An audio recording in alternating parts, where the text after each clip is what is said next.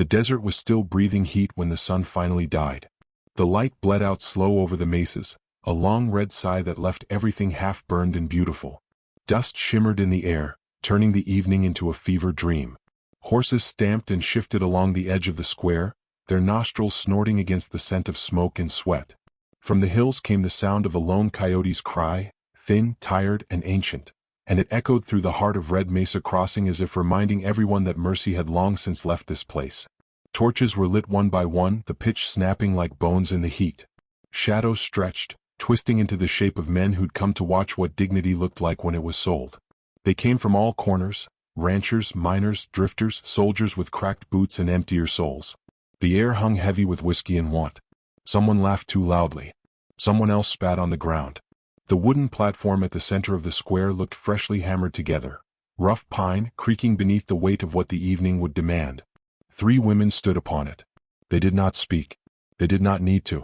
Every face watching them already told the story of what a frontier town does when the earth grows too cruel and the heart grows too small. The first, Mara Bellamy, stood with her chin lifted just enough to defy shame. Her faded blue dress had once been fine, the kind worn by the daughters of preachers or schoolmasters. The dust had dulled its color, but not her bearing. Her hands were bound loosely in front of her, her skin sunburned and raw. The torchlight caught her hair, the pale gold of a wheat field left too long without rain, and in that fleeting shimmer she almost looked untouchable. But her eyes betrayed her. They were the color of ash after fire, still warm, still trembling from what they'd lost. Beside her was June Cartwright, a saloon girl turned survivor. She had the beauty of someone who'd learned to wield it like a weapon. Her dark curls fell in defiant waves, her mouth set in a half-smile that dared anyone to pity her. She had once sung for coins in the Silver Star Saloon, her voice sweet enough to make men forget their wives. Now silence was her only song. The third was Annie LeClaire, the quiet one, French Creek blood in her veins, her hair black as a crow's wing. Her gaze lingered on the horizon more than the crowd, as if she could still see the river that had carried her west, as if this desert was only a cruel mistake she meant to walk out of. There was grace in her stillness, and something sacred in her silence. The crowd whispered, men bargaining, women clutching shawls tighter around their shoulders, children peeking through their mothers' skirts. The auctioneer, a gaunt man with a red necktie and gold tooth, climbed the steps of the platform, his boots thudding like gunfire. "Ladies and gentlemen," he drawled, "the law's been kind enough to turn tragedy into opportunity. 3 fine ladies, survivors of the Cartwright raid. No husbands, no kin. You know the rules, bid fair and treat 'em proper." The laughter that followed wasn't kind. The women stood motionless as the bidding began. June went first, her chin high, her pride intact, though every shout felt like a knife against the air. Annie was next, her stillness mistaken for meekness. And then the crowd hushed, all eyes shifting toward the last, Mara. Before the auctioneer could speak, the sound of hooves rolled in from the distance. Slow, deliberate, echoing through the canyon of silence like the heartbeat of something older than law. A tall rider emerged from the dark, a man with skin the color of sun-scorched bronze, his black hair tied back, his eyes like flint. His name rippled through the whispers. Tawa Greyhawk, the giant Apache. He dismounted with a grace that didn't belong to men used to violence. The ground seemed to tilt beneath him as he walked forward, the torchlight catching the faint scars on his shoulders, the quiet gravity in his stride. Behind him rode an older man, his father, Chief Yiska, silver-haired, face carved by years and wisdom, his gaze steady as stone. The crowd tensed. Some reached for weapons they didn't need. Others held their breath, curious. Tawa stopped at the edge of the platform. His voice, when it came, was low and patient. "I came for horses," he said. "Not this." The auctioneer smirked. "Then you came to the wrong town, Chief. But since you're here, choose any woman you want. You've earned it, haven't you? Your people saved the marshal's boy last winter. Let's call this payment." A few men chuckled, but unease crept through the crowd like smoke. Tawa's eyes flickered over the women. He saw June's defiance, Annie's calm, and Mara's trembling strength. His gaze lingered on none for long. He was about to turn away when his father's hand rested on his arm, light but certain. Yiska leaned close. His voice was a whisper meant for no one else. "Son," he said softly, "that's her." Tawa frowned, glancing toward him. "Who?" The old man's eyes fixed on Mara. The torchlight made her hair gleam, her face half shadow, half fire. "The one you were born to find." Tawa's jaw tightened. He didn't believe in fate, not anymore. He believed in blood, in loss, in the land that never gave without taking more. Yet something in his father's tone, or perhaps the quiet defiance in Mara's stare, rooted him to the spot. The crowd began to murmur. The auctioneer tapped his boot impatiently. Well, you choosing or not? Tawa's hand twitched. He looked at Mara once more, trying to find reason where there was only recognition. She met his gaze, steady, searching, and for a single heartbeat the noise around them fell away. It was as though she knew him. Not by name but by some ache buried deep within both their bones. He reached into the small pouch at his side, pulled out 2 silver coins and set them down on the rail. She's not for sale, the auctioneer said sharply. Not to. The coins clinked once. The sound silenced him. Chief Yiska's gaze remained fixed on Mara. His expression was neither pleased nor sorrowful, only certain. The spirits remember, he murmured. And with that the bargain was struck. The crowd shifted, half in disbelief, half in disdain. Some muttered that it was witchcraft, others that it was justice. Mara didn't move. She only breathed, slow, deliberate, her pulse fluttering beneath her skin. When the rope around her wrist was cut, she didn't flinch. She didn't thank him. She simply stepped down from the platform, dust swirling around her ankles like smoke. The auctioneer watched, eyes narrowed. You'll regret that, Apache. She's trouble. They all are. Tawa didn't answer. He turned away, his broad back glistening in the torchlight, and gestured for her to follow. Mara hesitated, glancing at the crowd. Faces she'd known for years now turned blank or cruel. There was no home left for her here. No reason to stay. As she took her first step toward the waiting horses, something shifted inside her. Not hope, not yet, but the faint echo of it. They rode out beneath a swollen moon, the town shrinking behind them into a blur of fire and dust. Mara sat stiffly behind Tawa on the black stallion, the warmth of his back against her palms, the smell of leather and rain-soaked sage filling the air. Neither spoke. The silence between them was its own language, one of debt, confusion, and something unnamed that pulsed beneath the stars. After an hour, the trail curved along the ridge where the wind sang through the rocks. Mara finally spoke, her voice barely audible. Why me? Tawa didn't turn. Ask him, he said, nodding toward his father riding ahead. Yiska's silhouette was small against the horizon, the moon crowning his white hair like frost. Some debts are older than memory, the old man said. You don't have to understand. Just listen. They rode on. In the distance, lightning flashed, a brief flare that turned the desert silver. Mara's eyes caught the light. She thought of the torchlight, of the faces she'd left behind, of the way Tawa had looked at her, not as a man buying a woman, but as someone standing before a reflection he didn't expect to see. She didn't know where they were going. She only knew she'd already crossed a threshold she could never return from. The night deepened. Coyotes cried again, softer this time. The wind carried the scent of rain, rare, impossible. Mara closed her eyes for a moment, letting the cool air graze her cheek. When she opened them, she saw the horizon ahead, dark and endless, the faint glow of their torches fading behind. Somewhere inside her, something fragile began to stir. It wasn't trust, not yet, but the quiet rhythm of a heart remembering how to beat. And far behind them, in the town they'd left, a single torch sputtered and went out, casting the auction block into darkness. The desert, for the first time in a long while, exhaled. But before dawn came, Mara would learn that her freedom was not a gift, it was a calling. And the man who'd bought her wasn't her captor at all, but the stranger she'd been walking toward her entire life. The journey into the canyon took 2 days. The land opened and closed around them like the breath of something ancient, wide plains of mesquite giving way to sharp stone ridges, then narrowing into winding passes where the wind carried the scent of sage and thunder. Mara rode behind Tawa in silence, her fingers curled around the worn leather of the saddle. Every mile between them and Red Mesa Crossing felt both like a reprieve and a punishment. The memory of torchlight still burned behind her eyelids, but the rhythm of the horse beneath her was steady, and in that rhythm she found something close to peace. Tawa spoke little. His words, when they came, were short, almost hesitant, as though language was something he didn't trust to hold the weight of what he felt. He rode with the patience of a man used to the long quiet of the desert. Beside them, Chief Yiska moved like a shadow of the old world, upright and deliberate, his silver hair catching what light the sun allowed. Mara couldn't read him. His eyes were kind but too deep to name, they held memory like water holds reflections. When the third morning broke, the sky was white with heat. The canyon widened into a basin ringed by crimson cliffs, and in its heart stood a modest adobe house. Smoke rose from a stone chimney, thin and straight. A corral stretched behind it, where 2 horses grazed beside a small field of corn, struggling but alive. The air smelled of earth and rain not yet fallen. Tawa dismounted first, tying his stallion to a post. He helped Mara down without speaking. His hand brushed hers, warm, rough, and though he let go immediately, the touch lingered like a memory that refused to fade. Yiska led his horse toward the house, his footsteps slow. Mara followed, every sense sharpened by unease. Inside the house was simple. A table carved from cedar. A bed of woven reeds. The walls, cool and thick, bore faded drawings, deer, eagles, handprints of children long grown. There was a hush to the place, as though time had been holding its breath since the last laughter left it. "You can rest here," Yiska said gently, his voice a rasp of wind through leaves. "No chains. No watchers. Only the land." Mara nodded but did not sit.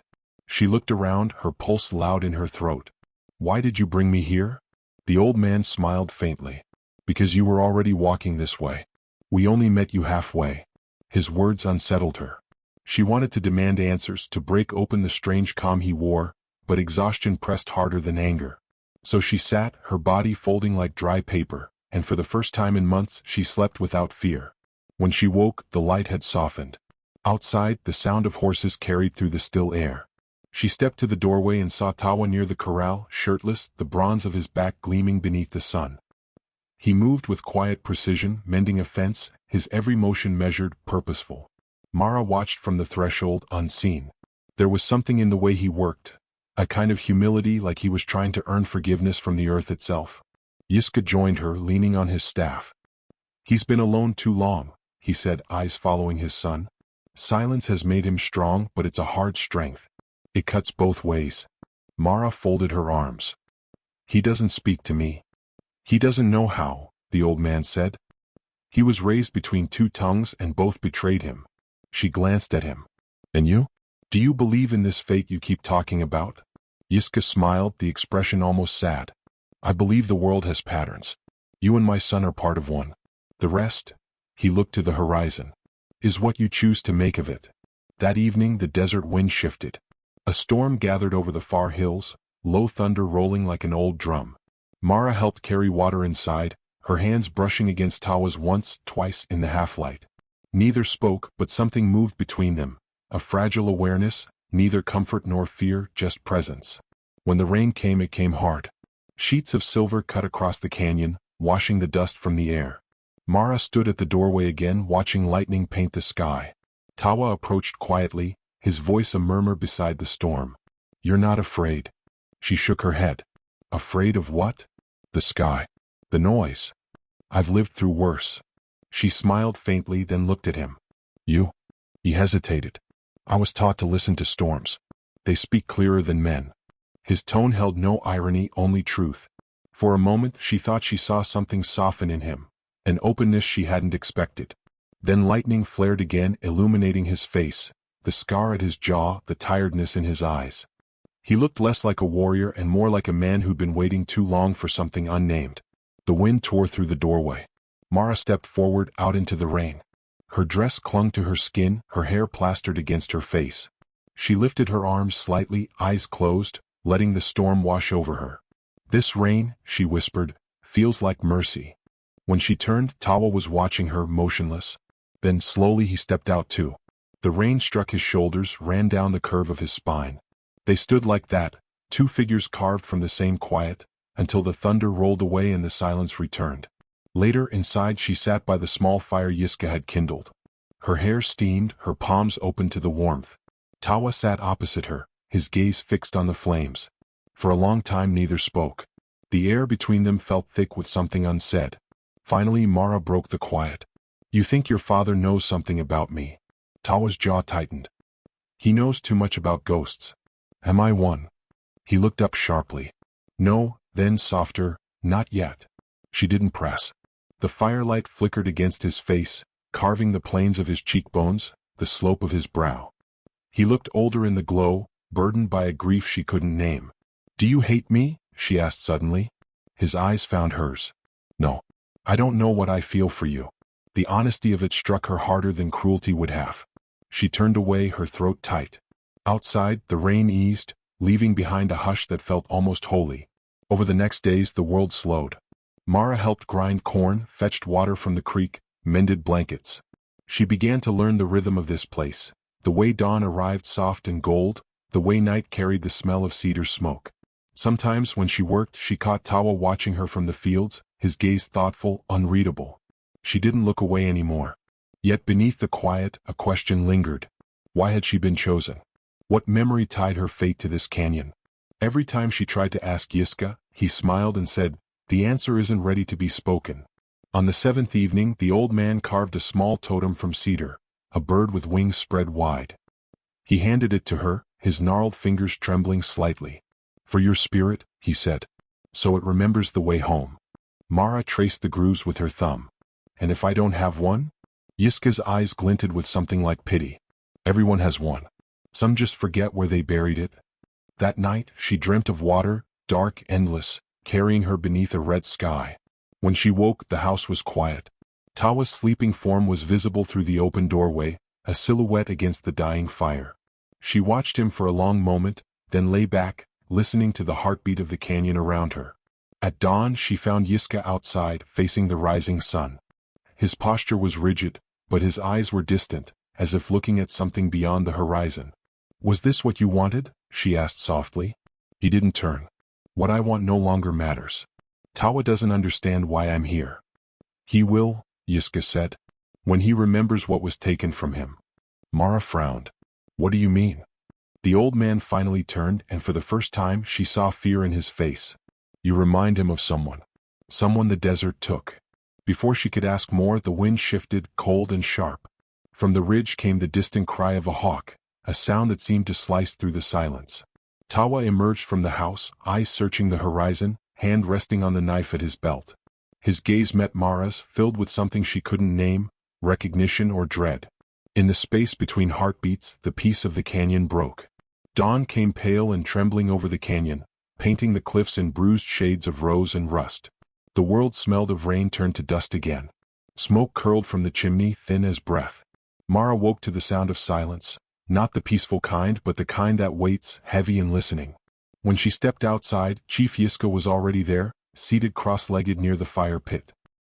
He looked smaller than before, wrapped in a blanket of woven reed, his silver hair stirring in the wind. He didn't speak until she approached. "Dreams found you last night," he said quietly without looking up. "You walked with someone in them." Mara hesitated. "I don't remember."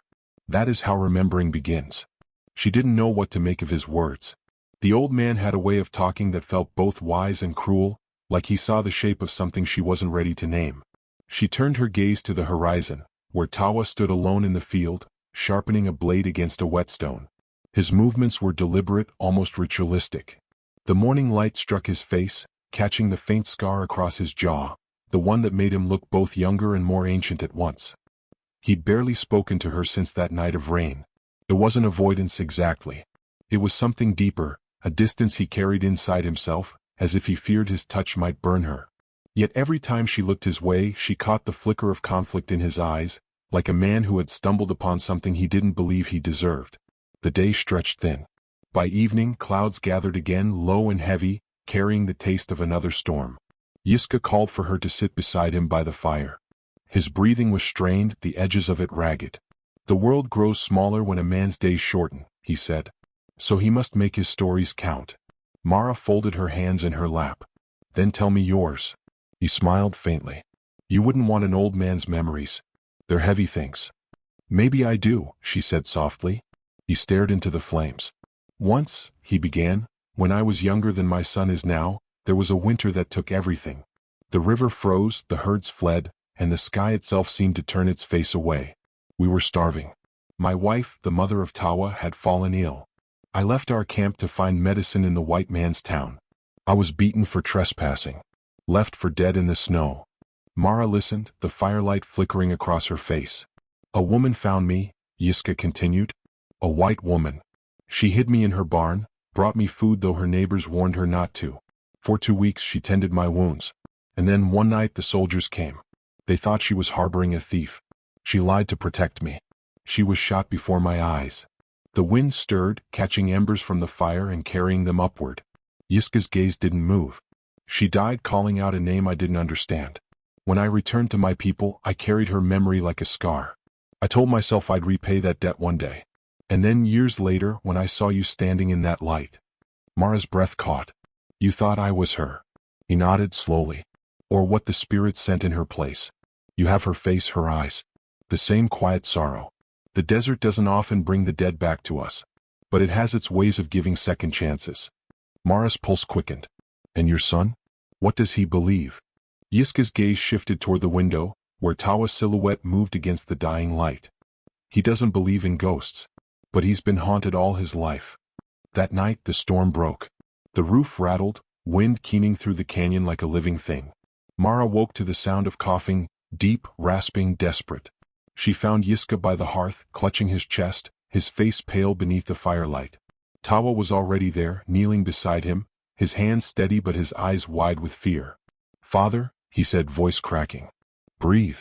Yiska managed a faint smile. Too much breath already wasted on words. Mara fetched water, pressing it to his lips, but he turned his head. No, he whispered. Listen. Tawa leaned closer, jaw tight. Don't speak. Listen, Yiska repeated. His gaze moved to Mara. You must take care of each other. The world doesn't give mercy twice. Tawa shook his head, the sound in his throat half a growl. You'll live through this storm. You always do. But Mara knew. She could feel it, the way the old man's presence was slipping like sand through fingers. Yiska reached for her hand. His skin was cold, but his grip still strong. Do not run from what you've been called to, he said. Your paths crossed before either of you were born. Please, Mara whispered. Don't.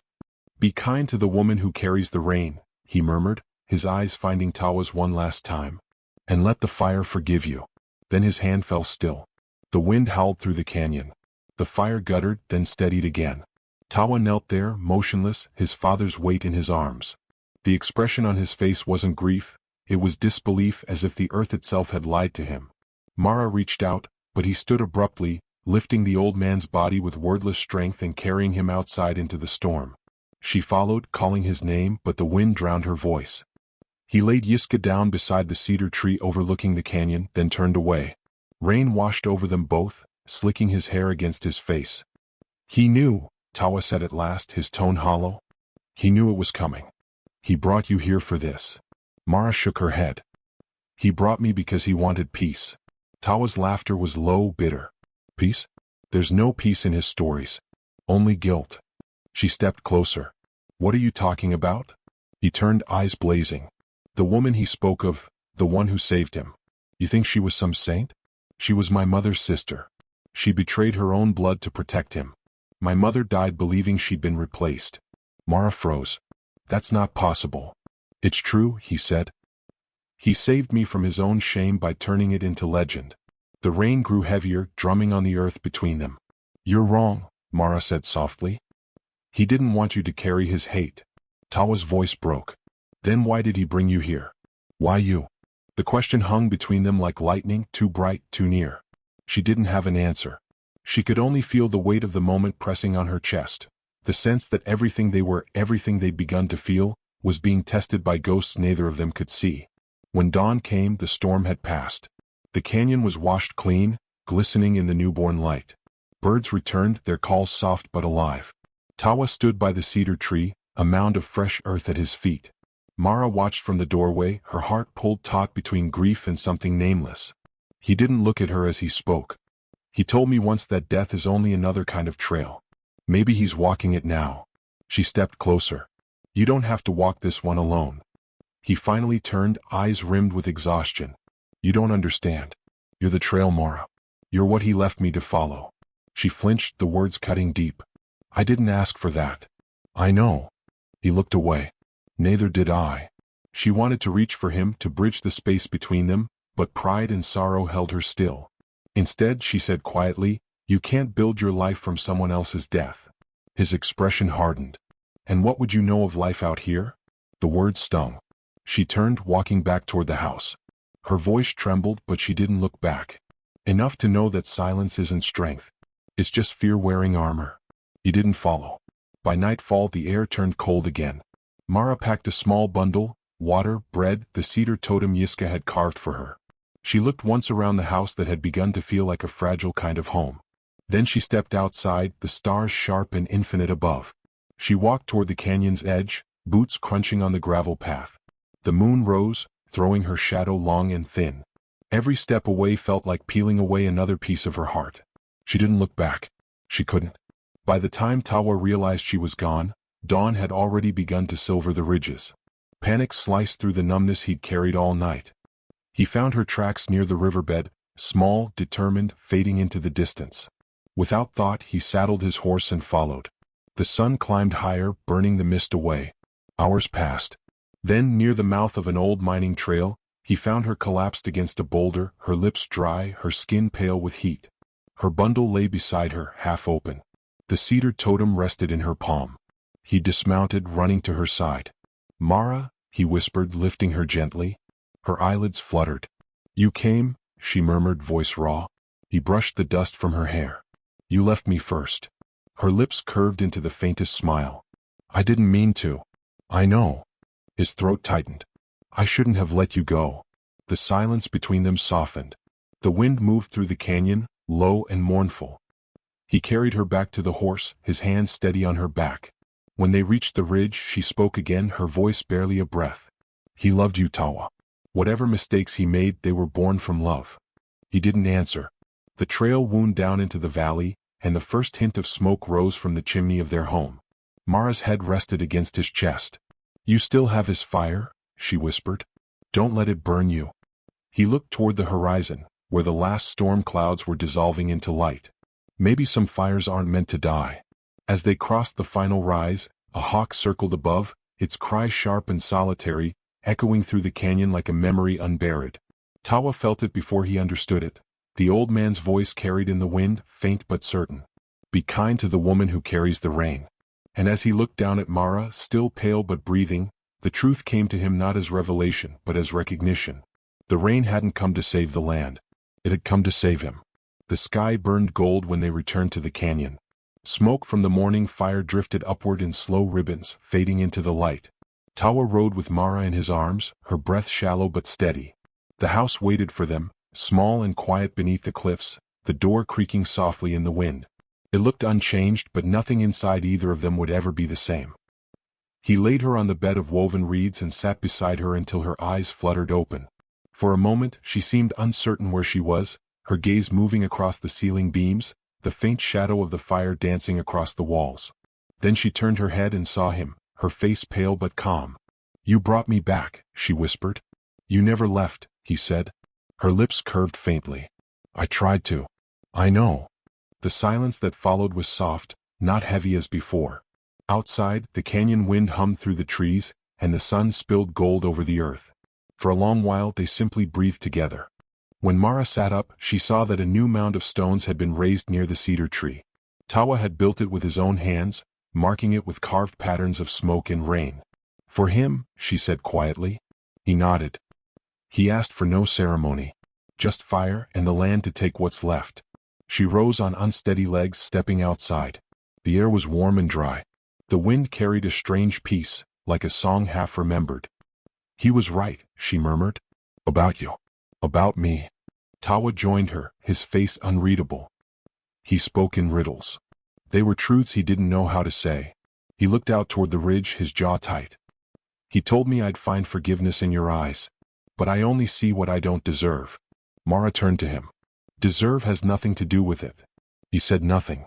The sun caught in his hair, lighting it like copper. For the first time, she noticed how young he really was beneath all the silence, how the world had forced him into hardness before he ever had the chance to choose kindness. By nightfall, the desert was a sea of shadows. They sat by the fire, the orange glow painting their faces. The wind had quieted, even the coyotes were still. It felt like the world was holding its breath. Mara broke the silence. "What will you do now?"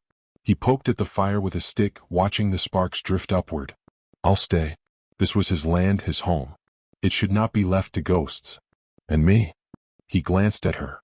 "You can stay too." "That's not an answer." He looked away. "Then tell me what answer you want." She didn't reply. Instead, she rose, walked to the doorway, and looked out at the horizon where the stars were just beginning to burn through the twilight. "I don't belong anywhere," she said at last. "Maybe that's what I was supposed to learn." He stood and went to her, close enough for her to feel the heat of him. "Belonging isn't a place," he said. "It's what's left when everything else is gone." She turned, meeting his gaze. For a heartbeat, the world seemed to narrow to the space between them. The air carried the smell of cedar smoke and wild sage. He reached out, fingers brushing the side of her face, tentative, reverent. Mara didn't move. But before the moment could settle, a noise shattered the stillness, the sharp crack of gunfire echoing through the canyon. The sound hit like thunder.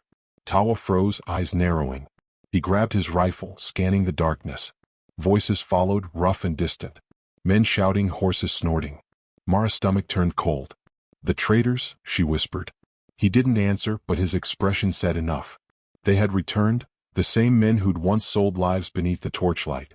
Greed had brought them back, drawn by the same rumors of gold Yiska had warned about. Tawa motioned for her to stay low and moved to the edge of the clearing, his steps silent. The night pressed close around them, every sound sharpened to a blade. From the ridge above, torchlight flickered, 3, maybe 4 men. "Stay inside," he said quietly. "I'm not leaving you." "Mara?" She shook her head. "You told me not to run from what I've been called to." He looked at her, something like sorrow crossing his face, then nodded once. "Then stay behind me." The first man appeared at the ridge, his voice mocking. "Evening, Chief. Heard you've been keeping fine company. Thought we might come for a share." Tawa raised his rifle. "This land isn't yours." "Neither was she," the man sneered.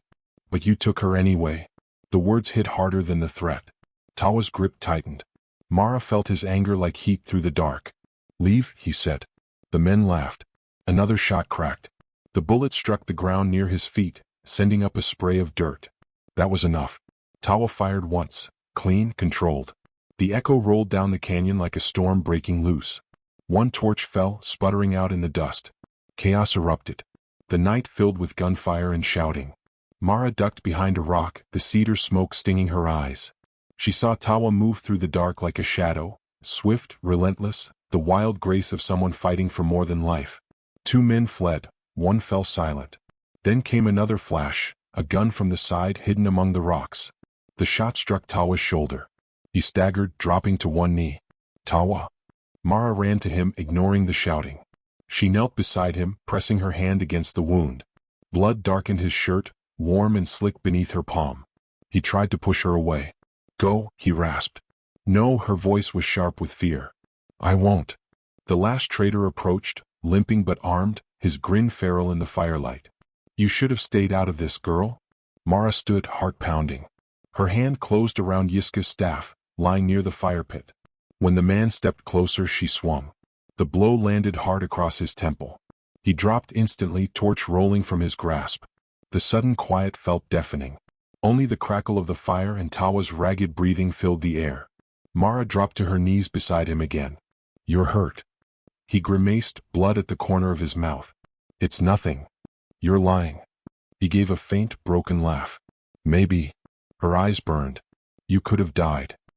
He looked at her, and despite the pain, his expression softened. "I would have." "What?" "Before you." She pressed her forehead to his, her tears falling onto his cheek. "Don't say that." He raised a trembling hand, brushing a strand of her hair aside. "You brought the rain, Mara. The kind that saves." Her throat tightened. "And you were the fire. The kind that doesn't destroy." He smiled weakly. "My father would have liked that." They sat together as the firelight wavered, the bodies of the fallen silent around them, the night easing back into its natural rhythm. Somewhere above, the hawk's cry pierced the dark once more, distant and sorrowful. When dawn broke, the canyon glowed with the fragile light of survival. The sky blushed pink and gold, as if the world itself was exhaling after a long, hard night. Mara bandaged Tawa's shoulder with strips of her own dress, her hand steady despite the tremor in her heart. He watched her in silence. "You could still leave," he said finally. "The world beyond this canyon is wide." She tied the cloth tight and met his gaze. "Maybe. But I think I've already found what I was searching for." He tilted his head. "And what's that?" She smiled faintly. "Something worth staying for." He didn't reply, but the look in his eyes said everything words could not. They buried the dead beneath the cliffs, the wind scattering sand over the fresh mounds. The earth smelled clean again, alive. When the work was done, Tawa stood beside her, shoulders squared against the rising sun. "Will you rebuild?" she asked. He nodded. "We both will." The fire burned low behind them, its embers glowing like stars fallen to earth. Mara looked back once. The flames, the cedar tree, the smoke twisting toward the endless sky, and then forward to where the canyon opened into light. She took his hand. His fingers closed around hers, rough and warm, the touch steady, unhurried. For the first time since she'd met him, Tawa smiled, not the small, guarded one, but something real, something whole. As they walked toward the edge of the valley, the wind carried the last echo of Yiska's voice, soft and sure, "Be kind to the woman who carries the rain." Mara turned to look once more at the home they'd made from ruin. "He was right," she whispered. Tawa glanced at her. "About what?" She squeezed his hand. "That mercy always comes back, sometimes as rain, sometimes as love." He didn't answer.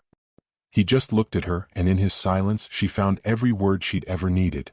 The firelight behind them flickered once, then dimmed, leaving the horizon wide and golden before them, open, waiting, eternal.